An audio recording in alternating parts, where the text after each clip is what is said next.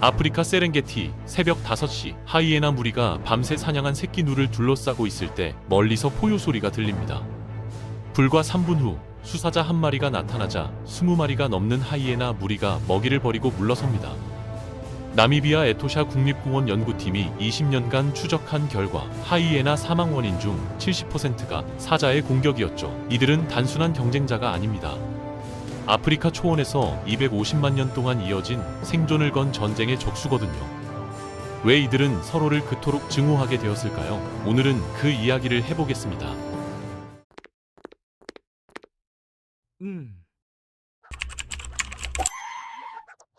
세렝게티 북부 화강암 언덕. 이곳은 사자 무리의 본거지입니다. 암사자 3마리가 바위 틈새에 새끼들을 숨겨놓고 있죠.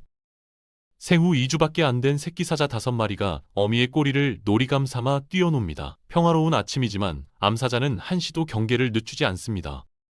불과 5km 떨어진 평원에 위험한 이웃이 살고 있거든요. 얼룩 하이에나 무리가 복잡하게 얽힌 굴 속에 새끼를 숨겨 키우고 있습니다.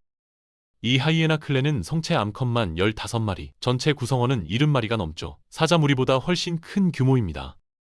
두 종이 이렇게 가까이 살면서도 공존하는 이유는 뭘까요? 2025년 발표된 최신 연구가 흥미로운 사실을 밝혀냈습니다. 세렝게티에 설치된 225개 카메라 트랩으로 추적한 결과 사자와 하이에나는 같은 공간을 쓰되 시간을 미묘하게 엇갈리게 활동한다는 겁니다.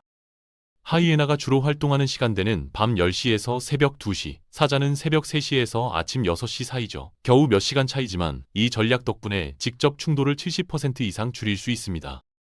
하지만 이건 평화협정이 아닙니다. 단지 불필요한 전투를 피하는 생존 전략일 뿐이죠. 실제로 먹이를 놓고 마주치면 상황은 완전히 달라지거든요. 오후 3시 사자 무리의 영역 경계선. 암사자 한 마리가 홀로 사냥에 나섭니다. 혼자면 눈에 덜 띄기 때문이죠. 홍돼지 가족이 멀지 않은 곳에서 풀을 뜯고 있습니다. 암사자는 바람 방향을 계산하며 천천히 접근합니다. 50m, 30m, 15m. 마지막 순간에 어미 홍돼지가 위험을 감지하고 새끼들에게 경고하죠. 암사자가 전력 질주합니다. 홍돼지 새끼들은 재빠르게 도망치지만 한 마리가 뒤처집니다. 왼쪽 뒷다리를 다쳤거든요. 암사자가 순식간에 덮치고 목을 물어 제압합니다. 성공한 순간 300m 떨어진 바위 위에서 지켜보던 하이에나 한 마리가 움직입니다. 암사자는 하이에나 한 마리 정도는 쫓아낼 수 있지만 지금은 다릅니다. 먹이를 물고 빠르게 달릴 수 없거든요. 그래서 선택을 합니다. 하이에나가 먹는 걸 눈 감아주는 거죠. 먹고 있는 동안엔 동료를 부를 수 없으니까요. 둘이서 나눠 먹는 게 무리에게 빼앗기는 것보다 낫습니다. 이게 바로 이들의 관계입니다. 한시도 긴장을 늦출 수 없는 치열한 계산이죠. 그렇다면 이들은 언제부터 이런 원수 관계가 되었을까요? 화석 기록이 놀라운 진실을 보여줍니다. 하이에나 속은 약 500만 년 전 아프리카에서 처음 등장했습니다. 당시엔 80종이 넘는 하이에나가 존재했죠. 가장 거대했던 파키크로쿠타는 몸무게가 190kg에 달했고 두개골은 현대 곰보다 컸습니다. 이들은 단순한 청소부가 아니라 당당한 포식자였거든요. 2024년 발표된 고DNA 연구에 따르면 250만 전 얼룩 하이에나 조상이 아프리카와 유라시아로 분리됐습니다. 흥미롭게도 이 시기는 초기 인류인 호모속이 아프리카를 떠나던 때와 정확히 일치하죠. 사자는 어땠을까요? 사자의 조상은 약 320만 년 전 아프리카에서 진화했고 200만 년 전부터 유라시아로 퍼져나갔습니다. 결정적으로 두 종 모두 갱신세, 즉 플라이스토세 시대부터 같은 먹잇감을 놓고 경쟁했다는 거죠. 얼룩말, 누, 영양 같은 대형 초식 동물은 두 종 모두에게 핵심 먹이였습니다. 짐바브웨 황계국립공원 연구팀이 15년간 관찰한 결과가 이를 증명합니다. 사자 개체 수가 증가하면 하이에나는 사냥 전략을 바꿉니다. 원래 노리던 중형 먹이 대신 더 큰 동물을 사냥하기 시작하죠. 왜일까요? 작은 먹이는 사자에게 빼앗길 위험이 크지만 큰 먹이는 먹는데 시간이 오래 걸려 사자가 오기 전에 더 많이 먹을 수 있기 때문입니다. 하지만 누가 더 많이 훔칠까요? 대중의 인식과 달리 최신 연구 결과는 충격적입니다. 탄자니아 응고롱고로 분화구 연구팀이 밝혀낸 바에 따르면 사자가 하이에나한테서 먹이를 훔치는 비율이 하이에나가 사자한테서 훔치는 것보다 3배 이상 높습니다. 분화구에는 하이에나 550마리가 살지만 사자는 25마리에서 40마리 뿐이죠. 그런데도 사자가 더 많이 훔칩니다. 이유는 간단합니다. 힘의 차이거든요. 특히 수사자가 나타나면 하이에나가 아무리 많아도 먹이를 포기할 수밖에 없습니다. 저녁 6시 평원 한가운데 독수리떼가 하늘을 선회합니다. 죽은 기린이 있다는 신호죠. 몸무게 1톤에 달하는 거대한 사체입니다. 가장 먼저 도착한 건 독수리들입니다. 날카로운 부리로 가죽을 찢어 내장을 꺼내 먹기 시작하죠. 30분 후 하이에나 한 마리가 나타납니다. 곧바로 울음소리를 냅니다. 이히히히히히히. 5km 밖에서도 들리는 소리죠. 이건 단순한 웃음소리가 아닙니다. 동료들에게 보내는 신호입니다. 먹이 발견, 지원 요청이라는 메시지거든요. 10분 안에 하이에나 15마리가 몰려듭니다. 독수리들을 쫓아내고 본격적으로 먹기 시작하죠. 하이에나의 턱 힘은 육상동물 중 최강입니다.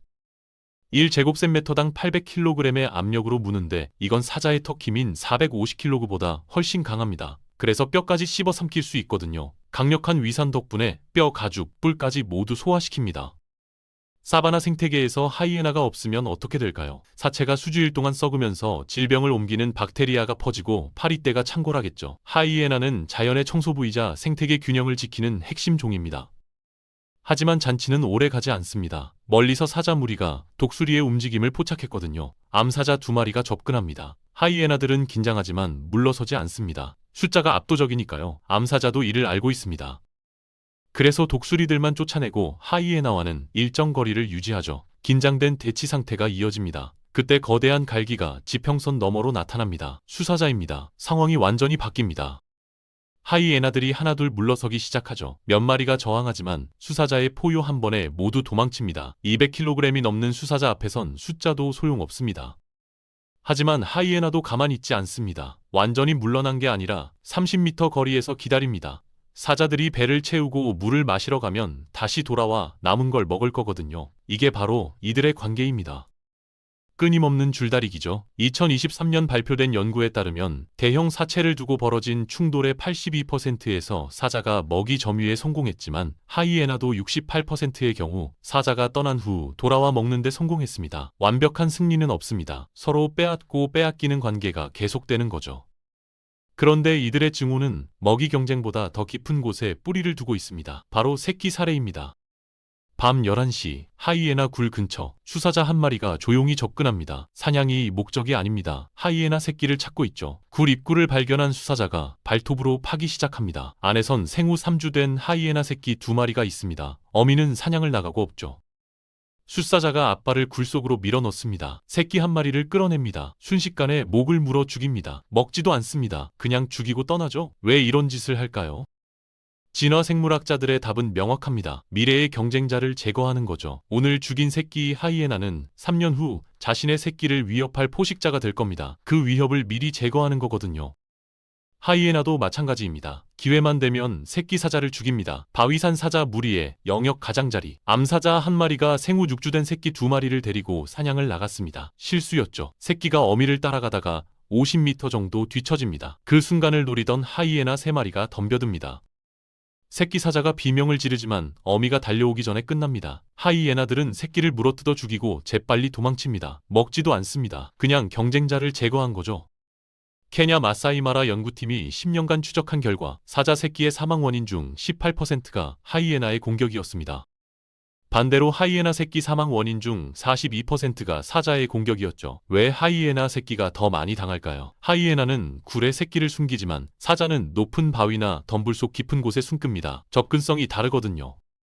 게다가 수사자는 몸집이 크고 힘이 세서 굴을 파서라도 새끼를 끄집어냅니다. 하이에나는 바위를 오를 수 없어 사자 새끼에게 접근하기 어렵죠.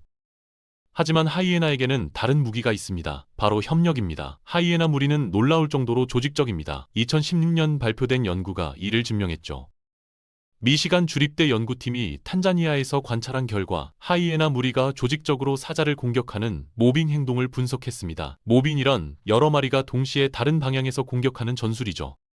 하이에나 6마리 이상이 모이면 암사자 1마리를 쫓아낼 수 있습니다. 12마리 이상이면 암사자 2~3마리도 감당합니다. 하지만 수사자가 나타나면 얘기가 달라집니다. 하이에나가 30마리가 넘어도 수사자 1마리를 이기기 어렵거든요. 2025년 화제가 된 영상이 이를 보여줍니다. 남아프리카 크루거 국립공원에서 촬영된 영상에서 수사자 1마리가 32마리 하이에나 무리에 포위됩니다. 하이에나들이 사방에서 달려들지만 수사자는 물러서지 않습니다. 20분간의 대치 끝에 하이에나 2마리가 심각한 부상을 입고 나머지는 포기하고 떠나죠. 이 영상은 왜 수사자가 초원의 왕인지 보여줍니다. 단순히 덩치만 큰 게 아니라 전투력 자체가 다른 차원이거든요. 수사자 한 마리의 전투력은 암사자 3마리와 맞먹습니다.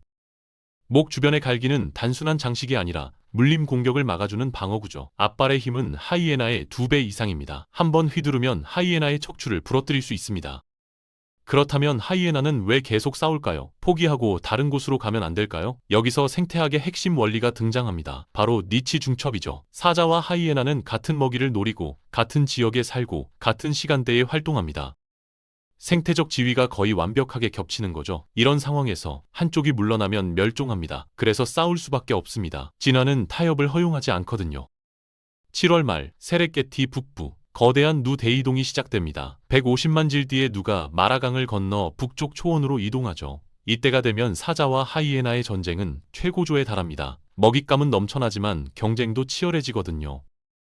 바위산 사자 무리의 영역에도 누떼가 들어옵니다. 암사자들이 사냥에 나서죠. 하지만 문제가 있습니다. 떠돌이 수사자 무리가 누떼를 따라 이 지역에 들어온 겁니다. 젊고 강한 수사자 3마리입니다. 아직 자기 영역이 없어서 먹이를 따라 이동하는 떠돌이들이죠.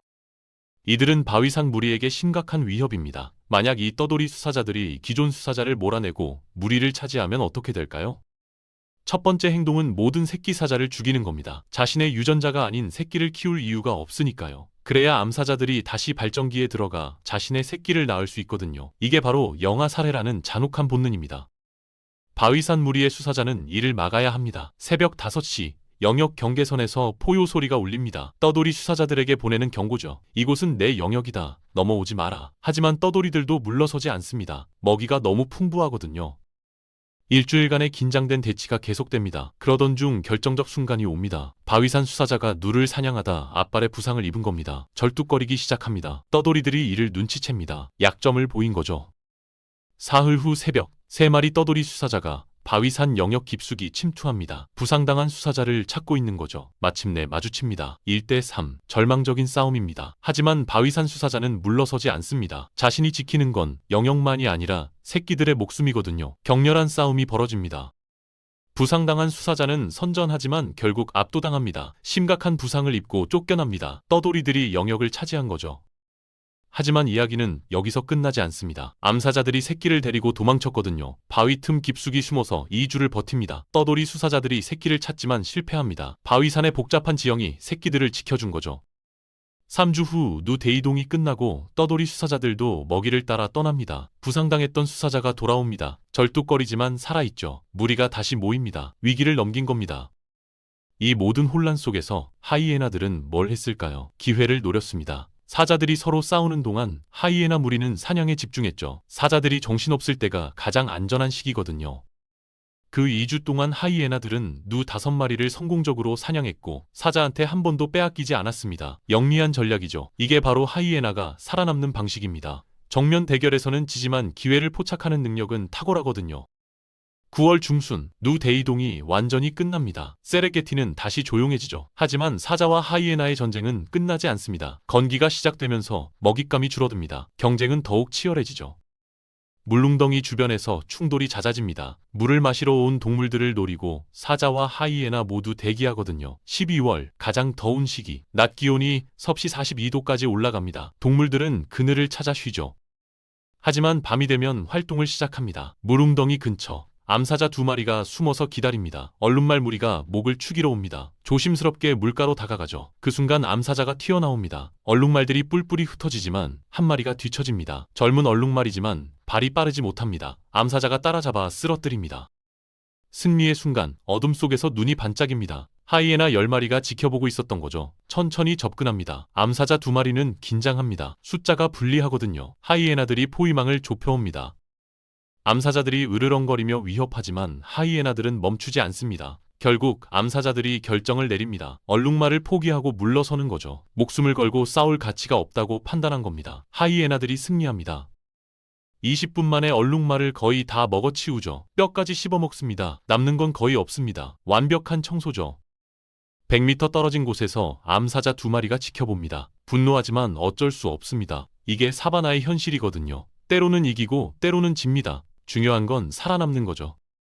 다음 날 밤 상황이 역전됩니다. 하이에나 무리가 새끼누를 사냥했는데 수사자가 나타난 겁니다. 하이에나들이 아무리 많아도 소용없습니다. 수사자 앞에선 모두 도망치죠. 이번엔 사자가 승리합니다. 이렇게 밀고 당기는 관계가 계속됩니다. 하지만 최근 연구들이 충격적인 사실을 밝혀냈습니다. 기후변화가 이들의 관계를 바꾸고 있다는 거죠. 세렝게티의 강수량 패턴이 변하고 있습니다. 건기가 더 길어지고 우기의 비는 더 집중적으로 내립니다. 이게 먹이동물의 이동 패턴을 바꾸고 있죠. 2023년 연구에 따르면 누 대이동 시기가 10년 전보다 평균 3주 늦춰졌습니다. 이는 사자와 하이에나 모두에게 영향을 미칩니다. 먹잇감이 줄어드는 기간이 길어진다는 뜻이거든요. 경쟁은 더욱 치열해질 겁니다. 또 다른 위협도 있습니다. 인간입니다. 목축민들이 가축을 지키기 위해 사자를 독살하는 일이 늘고 있죠. 하이에나도 마찬가지입니다. 가축을 습격했다는 이유로 덫에 걸리거나 총에 맞습니다. 아이러니하게도 인간이라는 공통의 적 앞에서 사자와 하이에나는 같은 처지가 됐습니다. 100년 전만 해도 아프리카 전역에 사자가 20만 리 이상 살았습니다. 지금은 2만 마리도 안 됩니다. 90% 이상 감소한 거죠. 하이에나는 조금 나은 편이지만 여전히 개체수가 줄고 있습니다. 그렇다면 이들의 미래는 어떻게 될까요? 250만 년을 함께 살아온 원수지간, 과연 계속 공존할 수 있을까요? 과학자들은 조심스럽게 낙관합니다. 왜냐하면 이 두 종은 놀라울 정도로 적응력이 뛰어나거든요. 건기가 길어지면 활동 패턴을 바꿉니다. 먹잇감이 줄면 사냥 전략을 조정하죠. 인간의 위협이 커지면 더 은밀하게 행동합니다. 이들은 250만 년간 수많은 환경 변화를 견뎌왔습니다. 빙하기도 겪었고 대멸종 사건도 넘겼죠. 지금의 위기도 넘길 가능성이 있습니다. 하지만 확실한 건 하나입니다. 사자와 하이에나가 모두 살아남으려면 서로가 필요하다는 거죠. 역설적이지만 이 원수 관계가 두 종 모두를 더 강하게 만들었습니다. 사자는 하이에나라는 경쟁자 때문에 더욱 강력한 사냥꾼이 되어야 했습니다. 하이에나는 사자라는 위협 때문에 더욱 조직적이고 영리한 집단이 되어야 했죠. 서로를 증오하지만 서로 덕분에 진화했습니다. 이게 자연의 아이러니입니다. 세렝게티의 밤, 별이 총총한 하늘 아래서 사자의 포효와 하이에나의 웃음소리가 들립니다. 250만 년 전부터 들려온 소리죠. 이 소리는 앞으로도 계속될 겁니다. 인간이 그들의 터전을 지켜준다면요. 사자와 하이에나의 전쟁은 끝나지 않을 겁니다. 하지만 그게 자연의 방식입니다. 경쟁과 갈등 속에서 생명은 더욱 강인해지니까요. 우리가 할 일은 그들이 싸울 무대를 지켜주는 것입니다. 그래야 우리 후손들도 이 장엄한 드라마를 볼 수 있을 테니까요. 오늘 영상이 여러분에게 새로운 시선이 되었으면 좋겠습니다. 생각은 댓글로 자유롭게 남겨주세요. 도움이 되셨다면 구독만 한번 눌러주시기 바랍니다. 다음 시간에도 또 다른 이야기로 찾아뵙겠습니다. 감사합니다.